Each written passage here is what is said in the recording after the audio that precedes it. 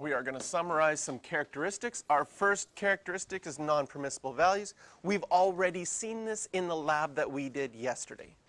But if we had the function y equals x plus 3 over x minus 3, x plus 1, we have some non-permissible values. X couldn't equal 3, and x couldn't equal negative 1. Those non-permissible values turn into vertical asymptotes. So in this equation, we would have two vertical asymptotes. I like drawing them with red pen, so I'll draw them in.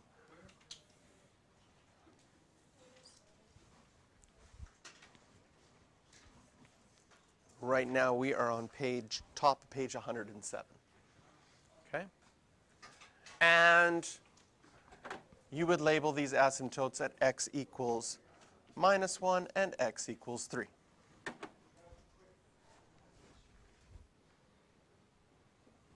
If you had this function, y equals x minus 3 over x minus 3 times x plus 1 over x minus 3, notice that your x minus 3's would simplify. We still have a non-permissible value at x equals 3, but after canceling it out, this simplifies to just y equals x plus 1. So when you're going to be asked to graph this one, you'll just graph the line, and then the non-permissible value becomes a hole in the graph. How do you find the coordinates of the hole? You plug that non-permissible value into the line. Where would that point normally be? It would be at 3, 4 if it was allowed. And now it's a hole at 3, 4.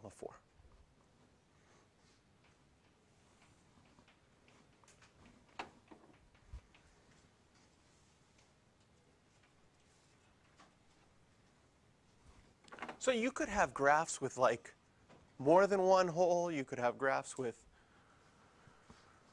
more than one vertical asymptote. So in this case here, this is an interesting one. Notice that one of the x minus 3's gets canceled out, but we still have another x minus 3 on the bottom. So normally when it cancels out, we'd get a hole, but since it still exists in the end, and it doesn't cancel out, it stays as an asymptote.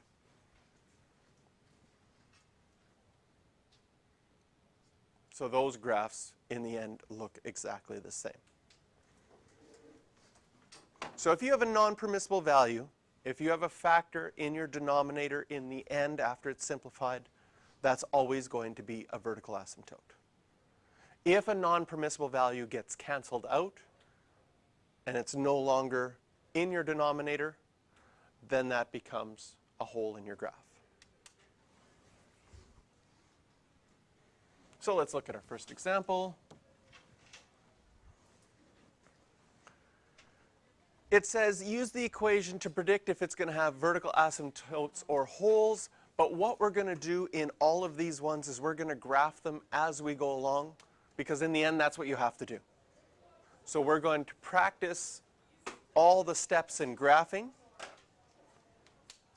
And in this case, for the first one, in A,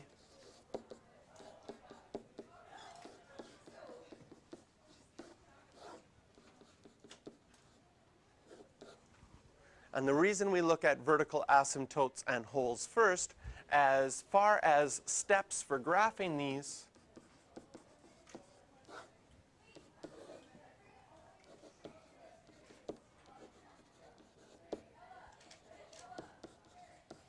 the first thing you're going to look for are vertical asymptotes or holes. So in this case, the x plus 5, thank you.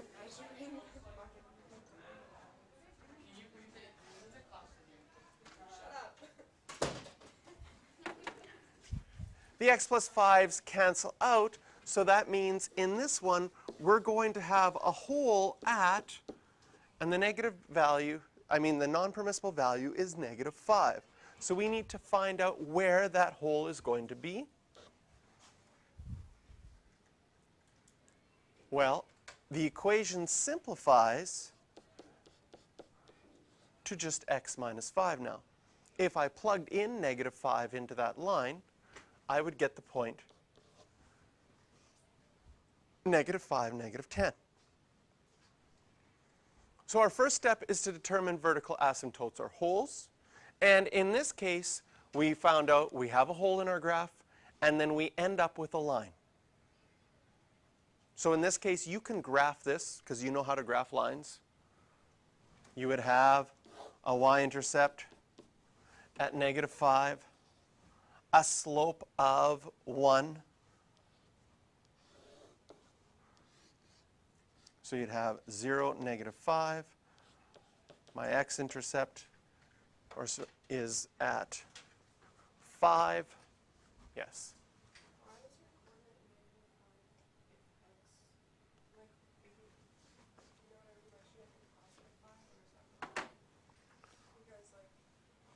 So what we're looking at, what's my non-permissible value? X can't equal what? -5. Because that is what would make me divide by 0. So since my non-permissible value is at -5, that's why I'm going to have a hole at -5, 10. And I haven't drawn it in here yet, so I have to add that in. The way that we draw a hole is a big open circle in your graph, and label that as well.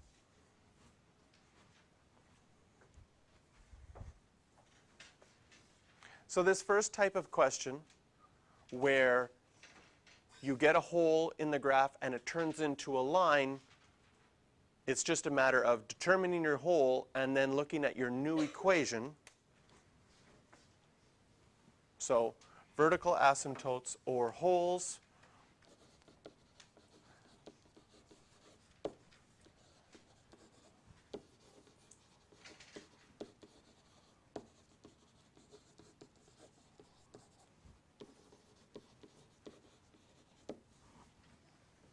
We simplify and graph the simplified equation, except we have to add the hole to that simplified equation. So that's the only thing different from graphing just a regular line. So that's step 1, and we didn't have to do any other steps in this equation because it turned into a line, and that was something you knew how to graph. But that's not always the case, as we'll see in part B.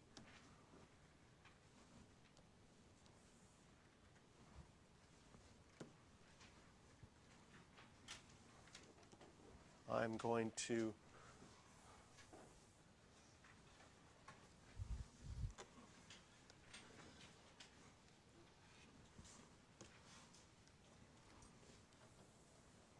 keep our steps over here because they're going to be developed as we go along.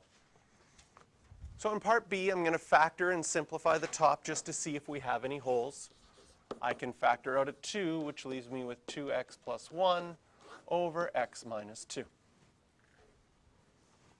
Nothing cancels out in this situation. So as far as step 1 goes, we know that we're going to have a vertical asymptote at x equals 2 because our non-permissible value is that x can't equal 2. So a little bit of notation. If you're wanting to write a non-permissible value, you write x can't equal 2.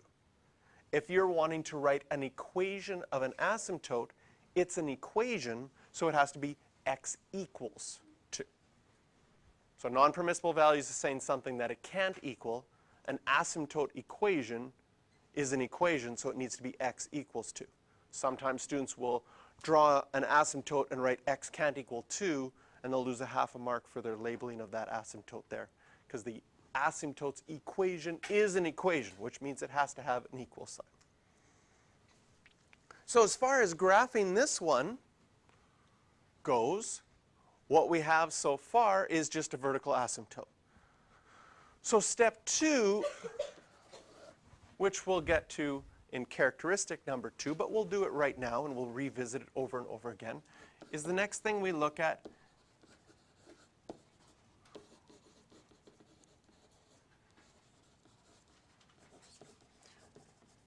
is whether an equation has an horizontal or an oblique asymptote. How do we find out if something has a horizontal asymptote? Well, we look at the highest degree.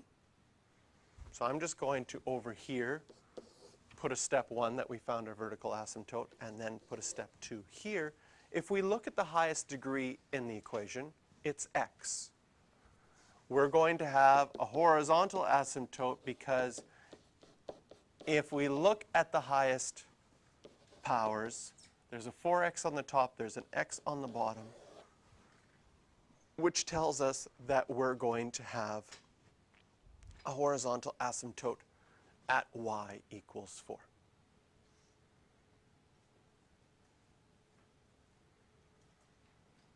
So right now, as far as our graph goes,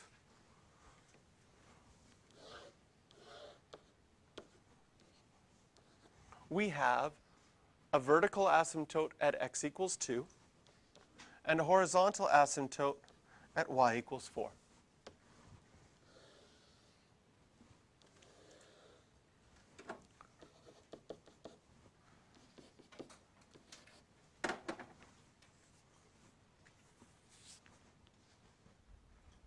That doesn't help us graph it yet, though.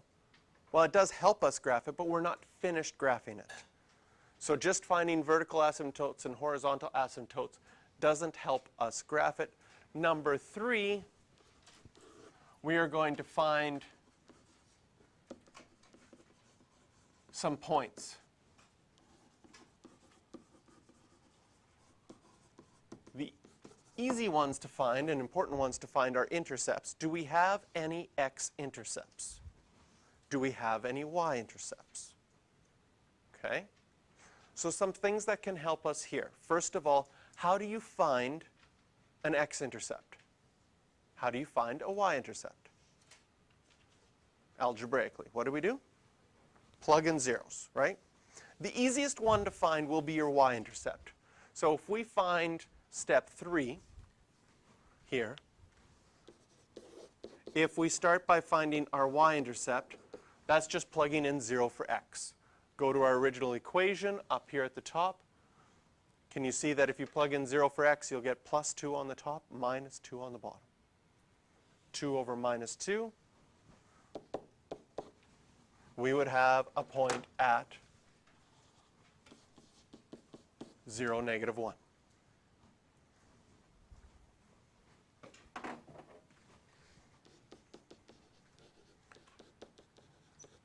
Finding the x-intercept's a little bit harder in that you plug in 0 for y, and we had 4x plus 2 and x minus 2 on the bottom.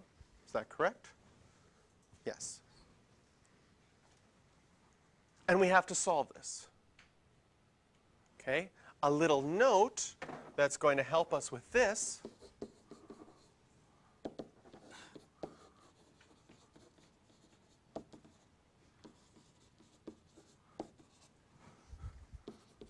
A fraction is equal to 0 only, and we talked about this yesterday,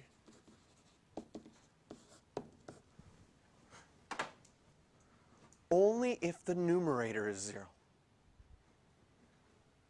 So we just have to look at our numerator either in this form, or sometimes people find it easier in the factored form.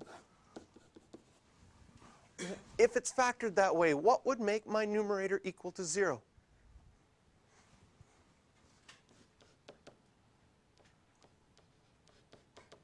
My x-intercept would be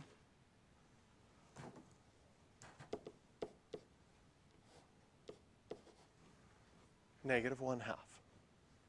So I can label that point on my graph. I just looked at my numerator. It's already factored. What would make this equal to 0? 2x plus 1 would be 0 if x was negative 1/2.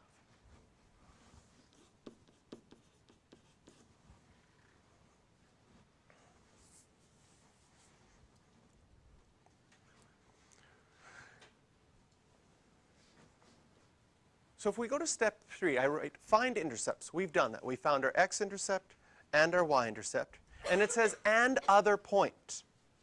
Okay? What do I mean by other points? We need to have at least 1 point per section, and I'm going to describe what I mean by per section.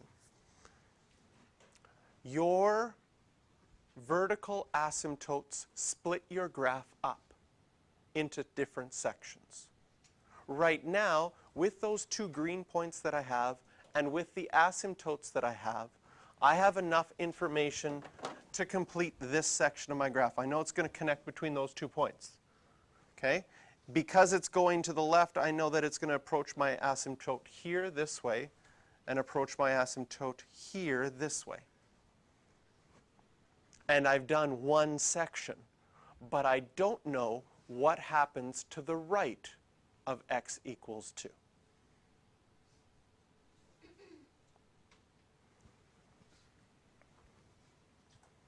Okay? So to find the other point, where do I need another point? I need another point to the right of x equals 2. And you could choose anything, right? Most people, and I hope you're this way, will pick, what number do you think we're going to pick? 3. That seems like a good number after 2 to pick.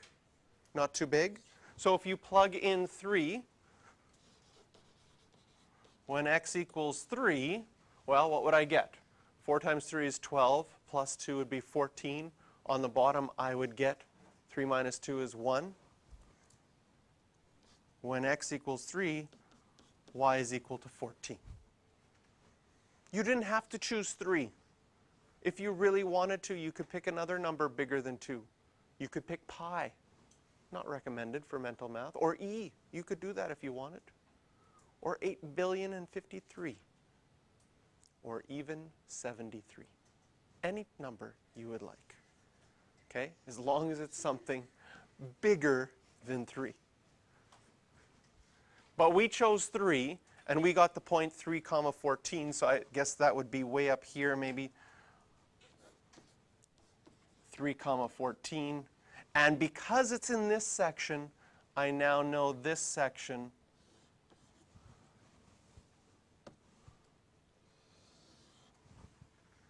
would look like this.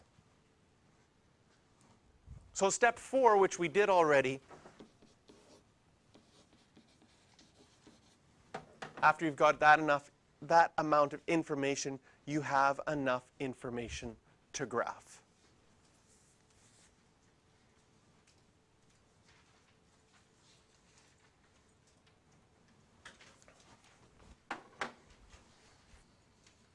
Okay, questions for practice on this one?